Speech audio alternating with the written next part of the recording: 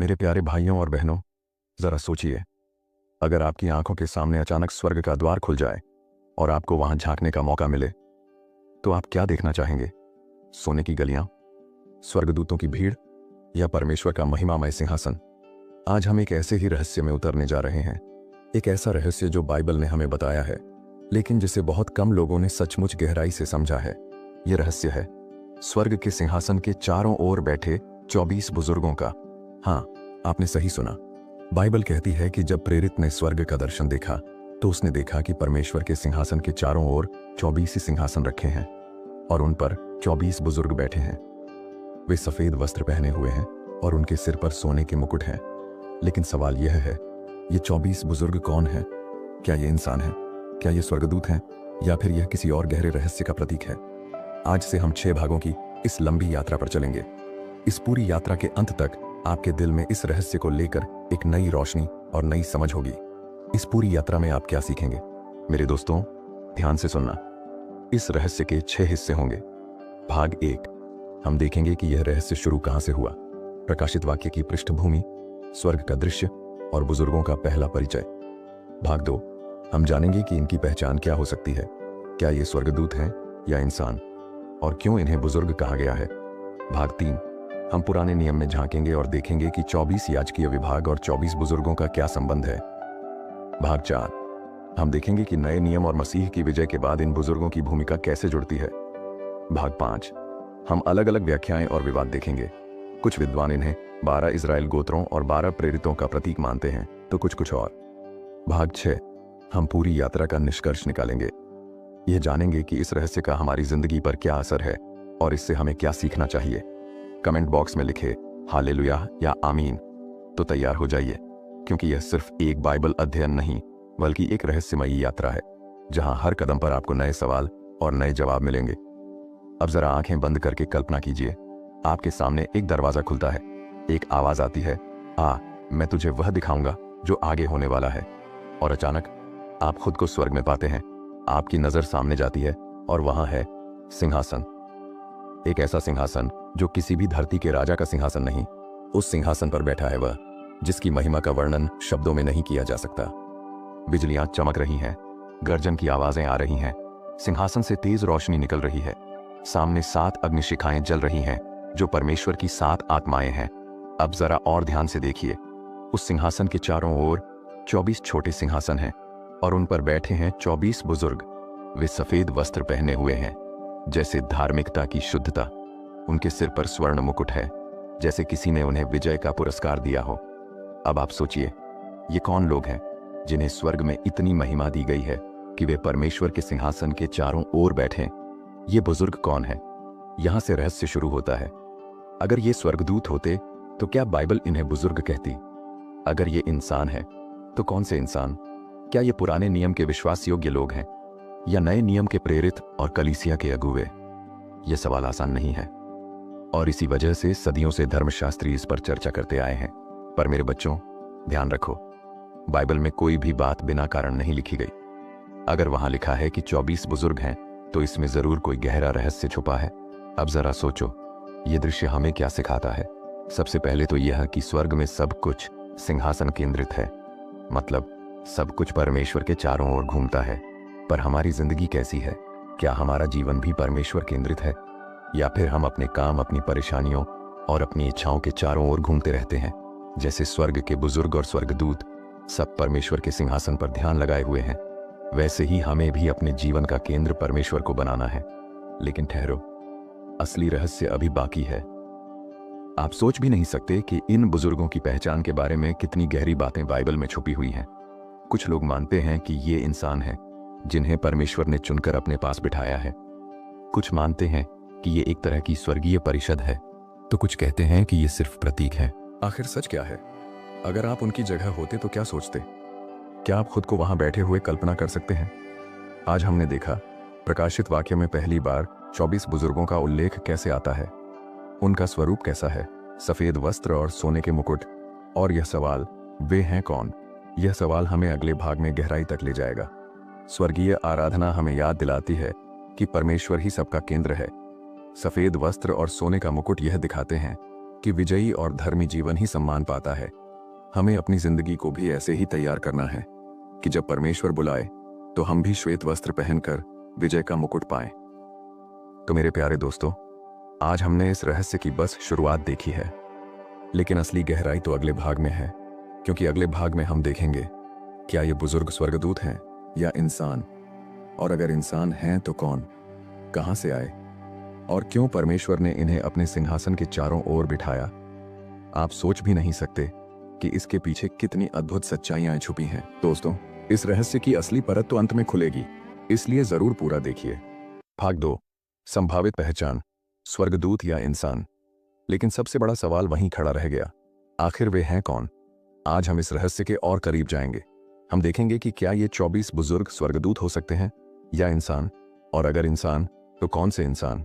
अब जरा सोचिए, अगर कोई बाइबल पढ़े और पहली बार इन 24 बुजुर्गों का जिक्र देखे तो उसका पहला अंदाजा यही होगा, शायद ये स्वर्गदूत हैं। क्यों? क्योंकि वे पहले से ही स्वर्ग में मौजूद हैं।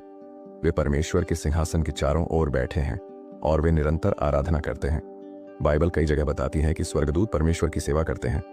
भजन संहिता अध्याय 103 वचन 20 कहता है, हे यहोवा के दूतों जो पराक्रमी हैं, जो उसके वचन के अनुसार करते हैं, उसकी स्तुति करो।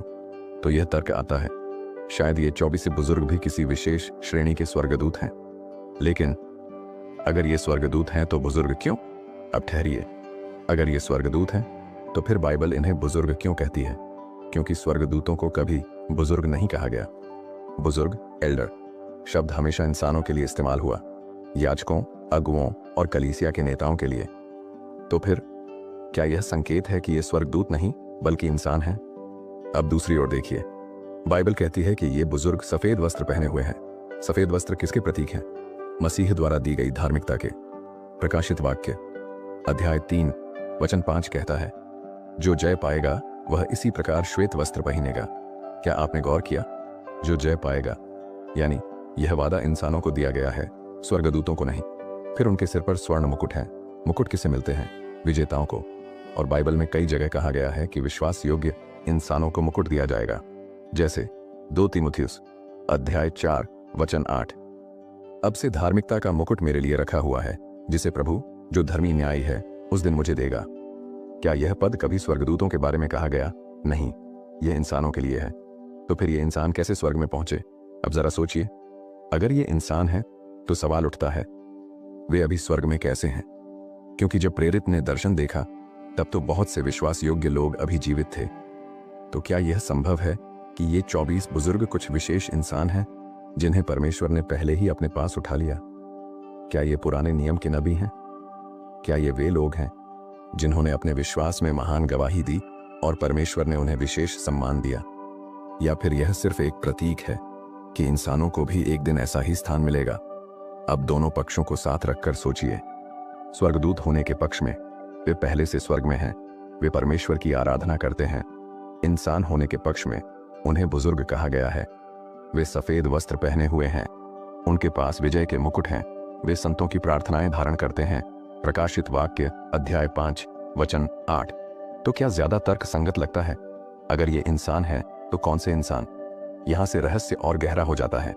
अगर ये इंसान है तो कौन से इंसान? क्या ये 12 इजराइल गोत्रों से चुने गए और 12 प्रेरितों से, या पुराने और नए नियम के 24 प्रतिनिधि, या फिर सिर्फ प्रतीकात्मक संख्या है? आप सोच भी नहीं सकते कि इसके जवाब में कितनी अद्भुत बातें छुपी हुई हैं, और यही हम अगले भाग में खोलेंगे। लेकिन दोस्तों, यहां एक और गहरी सीख छुपी है। चाहे ये स्वर्गदूत हों या इंसान, वे सब परमेश्वर के सिंहासन के चारों ओर हैं। इसका मतलब सब कुछ परमेश्वर केंद्रित है। सफेद वस्त्र और स्वर्ण मुकुट हमें याद दिलाते हैं कि अगर हम भी विश्वास में डटे रहें तो हमें भी वही मिलेगा। और सबसे सुंदर बात, वे संतों की प्रार्थनाएं लेकर परमेश्वर के सामने खड़े हैं। मतलब हमारी प्रार्थना व्यर्थ नहीं जाती। हर आह, हर विनती, हर आंसू स्वर्ग में पहुंचा है। तो अब तक हमने सीखा, कुछ लोग मानते हैं कि ये 24 बुजुर्ग स्वर्गदूत हैं, लेकिन उनके वस्त्र और मुकुट दिखाते हैं कि वे इंसान हो सकते हैं। असली रहस्य यह है, अगर इंसान तो कौन से इंसान? मेरे प्यारे दोस्तों, असली खुलासा अगले भाग में है, क्योंकि भाग 3 में हम पुराने नियम की गहराई में उतरेंगे, जहां दाऊद ने याजकों को 24 विभागों में बांटा था। क्या यह 24 बुजुर्ग उन्हीं से जुड़े हैं? क्या यह स्वर्गीय याजक मंडली है? और क्या यह हमें इस रहस्य की चाबी देता है? सोचिए, अगर आप उस याजक मंडली का हिस्सा होते और अचानक परमेश्वर कहता कि तुम्हारा प्रतीक स्वर्ग में बैठेगा, तो आप कैसा महसूस करते? अगर आप बीच में रुक गए तो सबसे बड़ा राज छूट जाएगा, इसलिए पूरा जरूर देखिए। भाग 3, सच्चे परमेश्वर की पहचान और हमारे जीवन की सबसे बड़ी जिम्मेदारी। भाइयों और बहनों, अब हम उस गहराई में उतरते हैं जहां हमारी आत्मा और हमारा विश्वास मिलकर हमें यह समझाते हैं कि सच्चे परमेश्वर की पहचान केवल ज्ञान का विषय नहीं है, बल्कि जीवन का सबसे बड़ा निर्णय है। सच्चे परमेश्वर को पहचानना केवल धार्मिक रीति रिवाजों या परंपराओं से संभव नहीं है, यह आत्मा के गहरे स्तर पर होता है। बाइबल हमें सिखाती है कि मनुष्य की बुद्धि सीमित है, परंतु परमेश्वर का वचन अनंत है। यूहन्ना अध्याय 17 वचन 3 कहता है, अनंत जीवन यह है कि वे तुझे, जो अकेला सच्चा परमेश्वर है, और यीशु मसीह को, जिसे तूने भेजा है, जाने। यह पद हमें सिखाता है कि केवल परमेश्वर को जानना ही पर्याप्त नहीं, बल्कि उनके भेजे हुए को पहचानना भी उतना ही महत्वपूर्ण है। मान लो कोई यात्री अंधेरी राह पर चल रहा है, उसे रास्ते का नाम पता है, पर अगर उसके पास दीपक ना हो तो वह ठोकर खा जाएगा। उसी प्रकार परमेश्वर को जानना ही अंतिम नहीं, बल्कि उनके प्रकाश में चलना भी आवश्यक है। बाइबल बार बार चेतावनी देती है कि मनुष्य आसानी से झूठे देवताओं के जाल में फंस सकता है। यिर्मयाह अध्याय 10 वचन 10। परंतु यहोवा ही सच्चा परमेश्वर है, वही जीवित परमेश्वर और अनंत राजा है। झूठे देवता चमक दमक से, चमत्कारों की आड़ से या परंपराओं के नाम पर लोगों को आकर्षित करते हैं, लेकिन सच्चा परमेश्वर अपनी सच्चाई और वचन से पहचाना जाता है। क्या हम अपने जीवन में ऐसे किसी झूठे देवता की पूजा कर रहे हैं? धन, प्रसिद्धि, मनुष्यों की प्रशंसा या खुद अपनी इच्छा? अगर हां, तो हमें तुरंत जागना होगा, क्योंकि ये सब हमें अनंत जीवन की ओर नहीं, बल्कि विनाश की ओर ले जाते हैं। सच्चे परमेश्वर को हम उनके स्वभाव और कार्यों से पहचानते हैं। 1. प्रेम। परमेश्वर प्रेम है। 1 यूहन्ना अध्याय 4 वचन 8। उनका प्रेम बिना शर्त है। 2. पवित्रता। वे पाप से घृणा करते हैं, पर पापी से प्रेम करते हैं। 3. न्याय। वे अन्याय को सहन नहीं करते। 4. सत्य। उनके वचन में कोई झूठ नहीं। 5. दयालुता और धैर्य। वे दंड देने में धीमे, पर अनुग्रह में महान हैं। मानो कोई व्यक्ति रेत के बीच खो गया है। बहुत से मरीचिकाएं उसे भ्रमित करती हैं, परंतु सच्चा पानी केवल वही है जो प्यास बुझा सके। इसी तरह झूठे देवताओं का भ्रम हमें भटकाता है, पर सच्चा परमेश्वर ही जीवन देता है। बाइबल हमें बताती है कि परमेश्वर ने अपनी पहचान को मनुष्य के लिए सबसे स्पष्ट रूप से यीशु मसीह में प्रकट किया। यूहन्ना अध्याय 14 वचन 9। जिसने मुझे देखा है, उसने पिता को देखा है। यीशु का जीवन, उनके चमत्कार, उनके वचन, उनकी मृत्यु और पुनरुत्थान सब मिलकर हमें बताते हैं कि परमेश्वर कौन है। यीशु ने अंधों को दृष्टि दी, मरे हुओं को जीवित किया, पापियों को क्षमा दी और क्रूस पर अपने प्राण देकर प्रेम का सर्वोच्च उदाहरण दिया। क्या कोई और देवता ऐसा कर सका है? सच्चे परमेश्वर को जानना केवल ज्ञान का विषय नहीं, बल्कि जीवन जीने का तरीका है। हमारी जिम्मेदारियां, वो एक, पूरी निष्ठा से उनकी उपासना करना, केवल शब्दों से नहीं बल्कि जीवन से। 2. पवित्र जीवन जीना, पाप से दूर रहना और आत्मा के फल लाना। 3. दूसरों तक सुसमाचार पहुंचाना, क्योंकि अगर हम जानते हैं कि सच्चा परमेश्वर कौन है, तो हमें इसे छिपाना नहीं चाहिए। 4. विश्वास में दृढ़ रहना, चाहे संसार विरोध करे, हमें सच्चाई पर अटल रहना है। सच्चे परमेश्वर की पहचान करने के बाद हमें खुद से यह प्रश्न पूछना चाहिए, क्या मेरा जीवन उस परमेश्वर की महिमा दिखा रहा है? क्या मेरी प्रार्थनाएं केवल मेरी इच्छाओं के लिए हैं या उनके उद्देश्य के लिए? क्या मैं परमेश्वर को पहले स्थान पर रखता हूं? बाइबल वचन 2 कुरिन्थियों अध्याय 13 वचन 5। अपने आप को परखो कि तुम विश्वास में हो कि नहीं। अपने आप को जांचो। बाइबल हमें बताती है कि अंत समय में बहुत से लोग धोखे में पड़ेंगे। मत्ती अध्याय 24 वचन 24। क्योंकि झूठे मसीह और झूठे भविष्यद्वक्ता उठ खड़े होंगे और बड़े बड़े चिन्ह और अद्भुत काम दिखाएंगे, ताकि यदि हो सके तो चुने हुओं को भी भरमा लें। इसलिए हमें सच्चे परमेश्वर की पहचान में जड़ पकड़कर खड़ा रहना है, क्योंकि अंततः वही न्याय करने वाला है। भाइयों और बहनों, सच्चे परमेश्वर की पहचान करना सबसे बड़ा सौभाग्य है, लेकिन यह पहचान हमारे लिए जिम्मेदारी भी लाती है। हमें उनका प्रेम दूसरों तक पहुंचाना है। हमें अपने जीवन से यह दिखाना है कि हम उनके हैं। हमें उस दिन के लिए तैयार रहना है जब हम उनके सामने खड़े होंगे। यशायाह अध्याय 45 वचन 22 कहता है, पृथ्वी के सब छोर के लोगों, मेरी ओर फिरो और उद्धार पाओ, क्योंकि मैं ही परमेश्वर हूं और दूसरा कोई नहीं। यही है सच्चे परमेश्वर की अंतिम पुकार। उनकी ओर मुड़ो, उन्हें पहचानो और अनंत जीवन का अनुभव करो। अब मैं आपसे एक सवाल पूछता हूं, क्या आप केवल सच्चे परमेश्वर को जानते हैं या वास्तव में उन्हें अपने जीवन का पहला स्थान दे चुके हैं? भाइयों और बहनों, यही है हमारे तीसरे भाग का संदेश। सच्चे परमेश्वर की पहचान हमें केवल ज्ञान नहीं बल्कि उद्धार और जीवन का मार्ग देती है। भाग 4, सच्चे परमेश्वर के साथ चलने का रहस्य और आत्मा का विजय जीवन। भाइयों और बहनों, हमने पिछले 3 भागों में यह जाना कि सच्चा परमेश्वर कौन है, उसकी पहचान कैसे होती है और उसकी ओर लौटना क्यों आवश्यक है।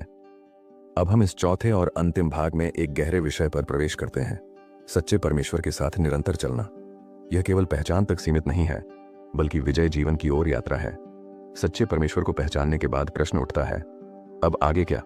क्या केवल यह मान लेना कि वह सच्चे हैं पर्याप्त है? नहीं भाइयों और बहनों, सच्चे परमेश्वर के साथ चलना मतलब है कि हमारी सोच, हमारी योजना, हमारे फैसले, हमारे रिश्ते और हमारी आत्मा सब कुछ उनके अधीन हो जाए। बाइबल का उदाहरण उत्पत्ति अध्याय 5 वचन 24 कहती है, हनोक परमेश्वर के साथ चलता रहा और वह लोप हो गया क्योंकि परमेश्वर ने उसे उठा लिया। हनोक का जीवन बताता है कि परमेश्वर के साथ चलना केवल विश्वास नहीं बल्कि निरंतर घनिष्ठता का जीवन है। सच्चे परमेश्वर के साथ चलने में सबसे बड़ी बाधा है शरीर की इच्छाएं। हमारी आत्मा परमेश्वर की ओर खींचती है लेकिन शरीर संसार की ओर। गलातियों अध्याय 5 वचन 17, क्योंकि शरीर आत्मा के विरोध में लालसा करता है और आत्मा शरीर के विरोध में। इसलिए अगर हमें सच्चे परमेश्वर के साथ चलना है तो हमें आत्मा को प्रभुत्व देना होगा।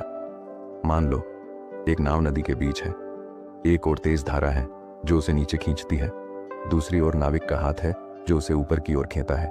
अगर नाविक ढीला पड़ जाए तो धारा उसे बहा ले जाएगी। ठीक उसी तरह अगर हम आत्मा की शक्ति में नहीं चलेंगे तो संसार की धारा हमें बहा ले जाएगी। सच्चे परमेश्वर के साथ चलने के नियम। वचन में बने रहना। परमेश्वर का वचन मार्गदर्शन देता है। भजन संहिता अध्याय 119 वचन 105, तेरा वचन मेरे पांव के लिए दीपक और मेरे मार्ग के लिए उजियाला है। 2, प्रार्थना में स्थिर रहना। प्रार्थना आत्मा की सांस है। अगर प्रार्थना कमजोर हो जाए तो आत्मा दम तोड़ने लगती है। 3, पवित्र जीवन जीना। सच्चे परमेश्वर के साथ चलने का अर्थ है पाप से अलग होना। 1 पतरस अध्याय 1 वचन 16, पवित्र बनो क्योंकि मैं पवित्र हूं। 4, प्रेम में बढ़ना। परमेश्वर के साथ चलने वाला हृदय कठोर नहीं होता बल्कि प्रेम से भरा होता है। 5, आज्ञाकारिता। केवल सुनना ही नहीं बल्कि करना भी। याकूब अध्याय 1 वचन 22, वचन के सुनने वाले ही नहीं वरन उस पर चलने वाले भी बनो। सच्चे परमेश्वर के साथ चलने से मिलने वाले आशीष। 1, आत्मिक शांति। संसार की हलचल में भी आत्मा को शांति मिलती है।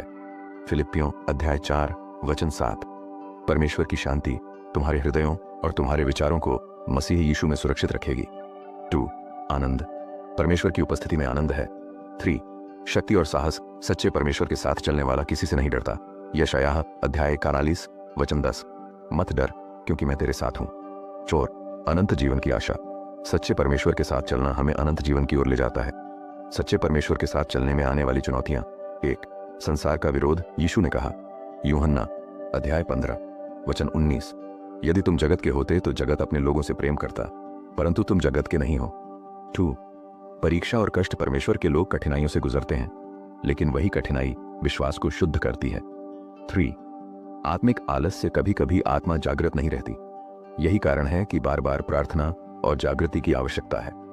आत्मा के विजय जीवन के रहस्य। 1, पवित्र आत्मा से भर जाना। सच्चे परमेश्वर के साथ चलना तभी संभव है जब हम पवित्र आत्मा से भरें।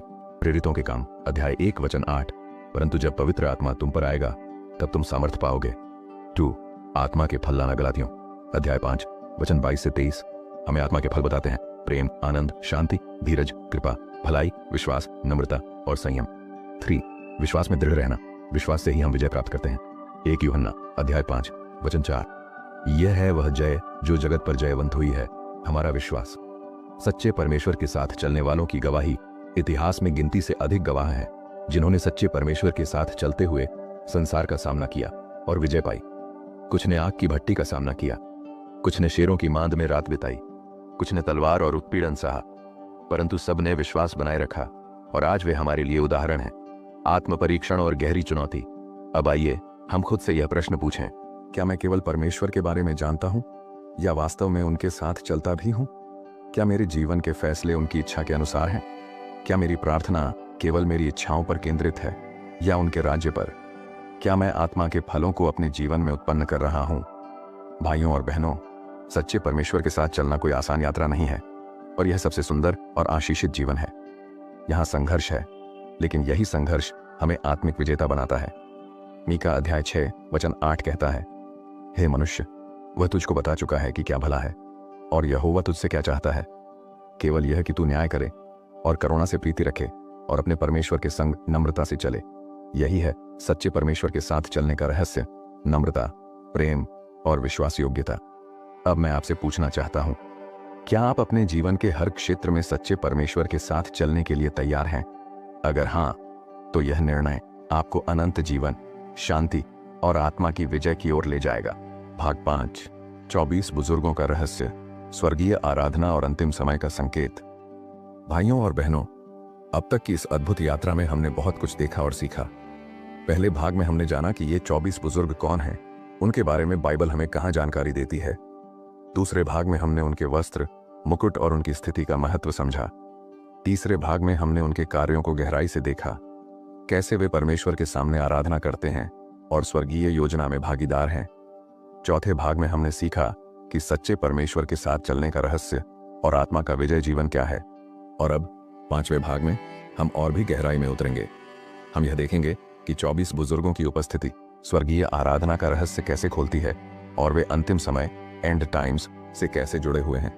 यह वह विषय है जो न केवल हमारे मन को झकझोरता है, बल्कि हमें भविष्य के लिए तैयार भी करता है। प्रकाशित वाक्य अध्याय 4 वचन 10 से 11 कहता है, वे 24 प्राचीन सिंहासन पर बैठे हुए अपने मुकुटों को सिंहासन के सामने डालकर दंडवत करके उसकी आराधना करते हैं, जो युगानुयुग जीवित है, और कहते हैं, हे हमारे प्रभु और परमेश्वर, तू महिमा और आदर और सामर्थ्य पाने के योग्य है। ध्यान दीजिए भाइयों और बहनों, ये बुजुर्ग अपने मुकुटों को परमेश्वर के सामने डालते हैं। क्यों? क्योंकि वे जानते हैं कि सारी विजय, सारी महिमा और सारी शक्ति केवल परमेश्वर की है। अगर स्वर्ग के बुजुर्ग जिन्होंने मुकुट पाया फिर भी अपने मुकुटों को परमेश्वर के सामने रख देते हैं, तो हम कौन होते हैं कि अपनी छोटी सी उपलब्धियों का घमंड करें? सच्ची आराधना वही है जहां मैं समाप्त हो जाता हूं और केवल वह दिखाई देता है। यीशु ने कहा था, यूहन्ना अध्याय 4 वचन 23 से 24, सच्चे भक्त पिता की आराधना आत्मा और सत्य से करते हैं, क्योंकि परमेश्वर आत्मा है। 24 बुजुर्ग हमें यही याद दिलाते हैं। उनकी आराधना केवल शब्दों की नहीं है, बल्कि आत्मा की गहराई से निकलने वाली आराधना है। अब जरा सोचिए, अगर स्वर्ग की आराधना इतनी महान और गहरी है, तो क्या हमारी आराधना केवल गानों और औपचारिकताओं तक सीमित होनी चाहिए? नहीं भाइयों और बहनों, हमारी आराधना भी आत्मा और सत्य में होनी चाहिए। अंतिम समय से जुड़ा हुआ रहस्य 24 बुजुर्ग केवल आराधना ही नहीं कर रहे हैं, बल्कि वे अंतिम समय, एंड टाइम्स के रहस्यों से भी जुड़े हैं। प्रकाशित वाक्य अध्याय 5 वचन 8 से 10 कहता है, जब उसने पुस्तक ली तो वे चारों प्राणी और 24 प्राचीन मेमने के सामने गिरे, और वे एक नया गीत गाने लगे कि तू उस पुस्तक को लेने और उसकी मोहरें खोलने के योग्य है, क्योंकि तू मारा गया और अपने लोहू से तूने हर एक गोत्र और भाषा और लोगों और जाति में से लोगों को परमेश्वर के लिए मोल लिया। यहाँ एक गहरा संदेश है। वे बुजुर्ग उस पुस्तक, स्क्रोल के सामने खड़े हैं जिसमें अंतिम समय के सारे रहस्य बंद हैं। उनकी उपस्थिति यह बताती है कि जब मोहरें खुलेंगी तब वे इस दिव्य योजना के गवाह रहेंगे। 24 बुजुर्ग और न्याय का समय बाइबल में लिखा है कि एक दिन हम सब परमेश्वर के सिंहासन के सामने खड़े होंगे, लेकिन यह भी लिखा है कि 24 बुजुर्ग वहां पहले से हैं, और वे न केवल आराधना में लगे हैं, बल्कि न्याय के समय गवाह भी होंगे। उदाहरण, एक अदालत की कल्पना कीजिए। न्यायाधीश सिंहासन पर है, गवाह और साक्षी मौजूद हैं। ठीक वैसे ही स्वर्गीय अदालत में परमेश्वर सिंहासन पर हैं और 24 बुजुर्ग गवाह हैं। वे इस दिव्य न्याय की गवाही देंगे कि परमेश्वर का हर निर्णय धर्मी और सच्चा है। 24 बुजुर्ग कलीसिया का प्रतिनिधित्व। बहुत से विद्वान मानते हैं कि ये 24 बुजुर्ग कलीसिया का प्रतिनिधित्व करते हैं, क्योंकि वे श्वेत वस्त्र पहने हैं जो मसीह की धार्मिकता का प्रतीक है। वे मुकुट पहने हैं जो विश्वास योग्य सेवकाई का प्रतिफल है। इसका अर्थ यह है कि जब अंतिम समय आएगा तो मसीह की कलीसिया पहले ही उसके साथ होगी, और ये बुजुर्ग उस विजय की तस्वीर है। यहां सोचने वाली बात है, क्या मैं उस कलीसिया का हिस्सा हूं जो मसीह की दुल्हन कहलाएगी? क्या मैं भी उस दिन स्वर्ग के सामने खड़ा होकर अपने मुकुट को उसके चरणों में डालने के योग्य रहूंगा? आराधना और जीवन का संबंध। 24 बुजुर्ग केवल गीत गाकर आराधना नहीं कर रहे, उनकी आराधना उनके पूरे अस्तित्व से झलकती है। वे मुकुट उतारकर यह दिखाते हैं कि उन्होंने अपने जीवन का सब कुछ परमेश्वर को सौंप दिया है। यह हमें एक गहरी शिक्षा देता है। आराधना केवल रविवार की प्रार्थना सभा तक सीमित नहीं है। आराधना का अर्थ है हर दिन, हर काम, हर फैसले में परमेश्वर को पहला स्थान देना। अब आप सोच रहे होंगे, आखिरकार 24 क्यों 12 या 40 या 70 नहीं? इसका उत्तर बाइबल में छिपा है। 24 का अर्थ है 2 बार 12। 12 इज़राइल के गोत्रों का प्रतीक है और 12 प्रेरितों का प्रतीक है।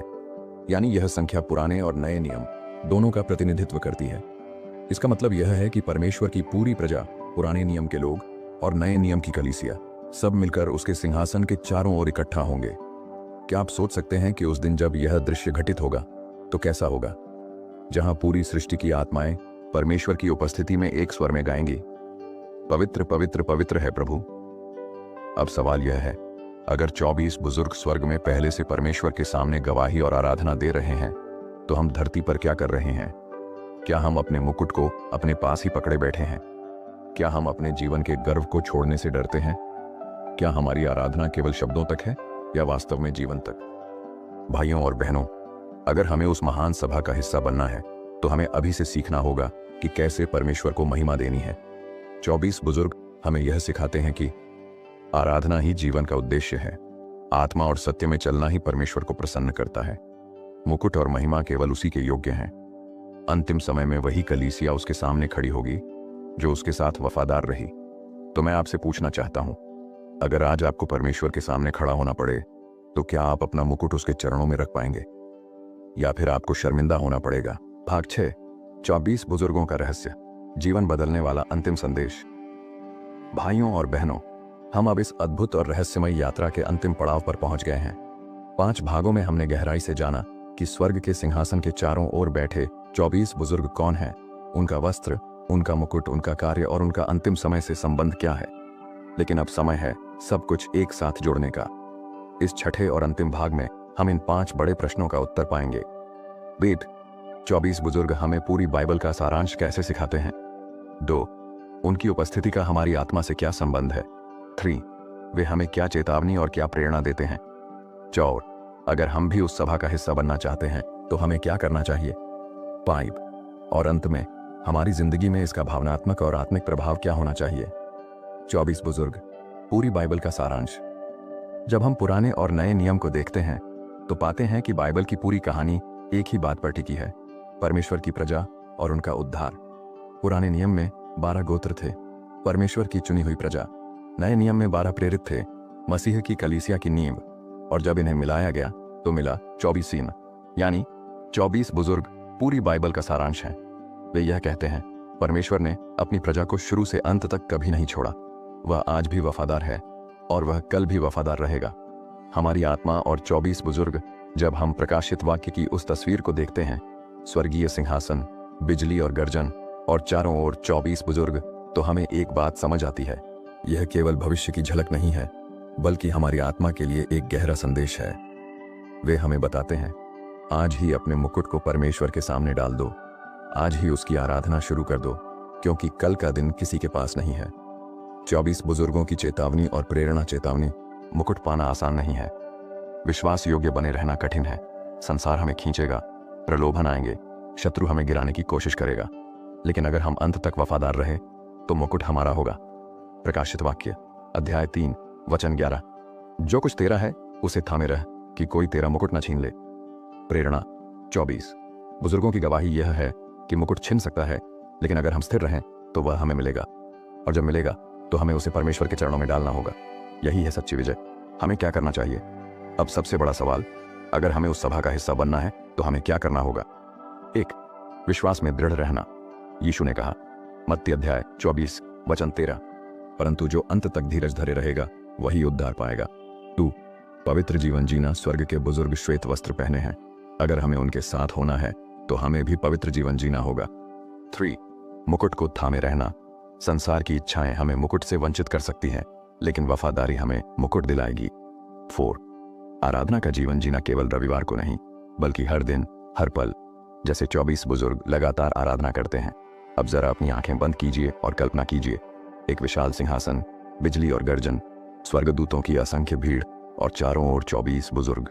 वह सब एक स्वर में गा रहे हैं, पवित्र पवित्र पवित्र है प्रभु परमेश्वर सर्वशक्तिमान। क्या आप सोच सकते हैं उस क्षण का जब आप भी वहां खड़े होंगे? क्या आप अपना मुकुट लेकर उसके चरणों में डाल पाएंगे या फिर खाली हाथ खड़े रह जाएंगे?